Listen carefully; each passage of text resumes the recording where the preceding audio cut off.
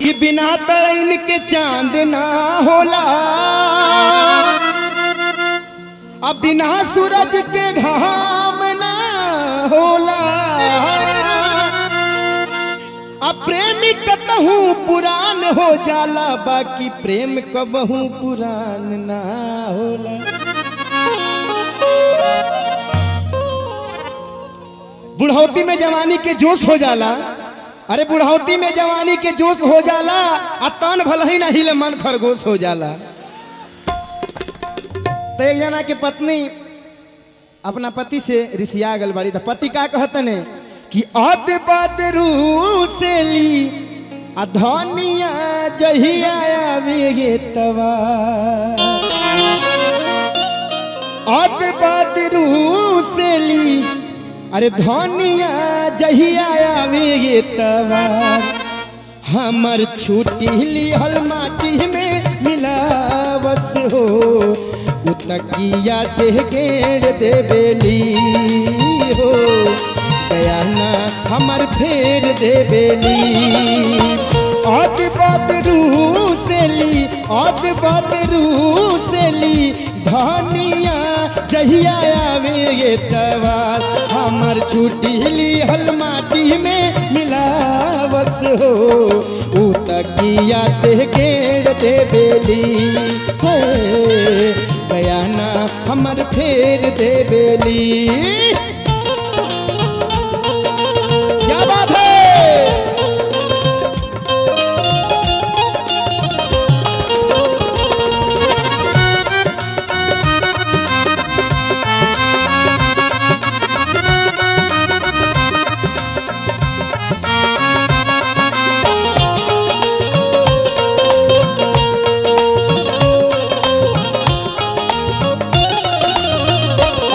भैया 7 दिन पता जा हो के आई हम घरवा,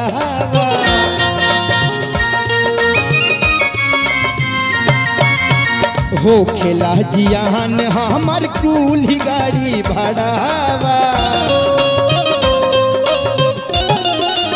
हो 7 दिन पता जा हो के आई हम घरवा, हो खेला जियान हमर कुली गाड़ी भाड़ावा, सुखल लवाटी हम, सुखल लवाटी हम जाइला भोरे हो खते सोनार, सुखल लवाटी हम जाइला भोरे हो खते सोनार, हमर छुट्टी लिहल माटी में मिलावस हो, उतकिया से गेड़ देवेली हो, बयाना हमर फेर देवेली।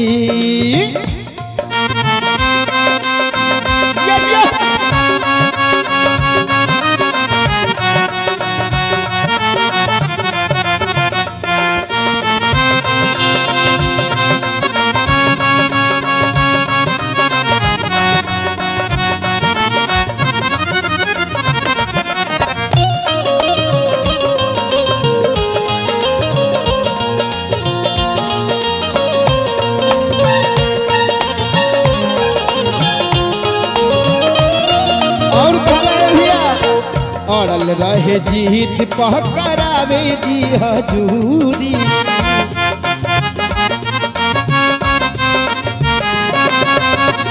और ना तो अपने से फोड़ लेबे चूड़ी,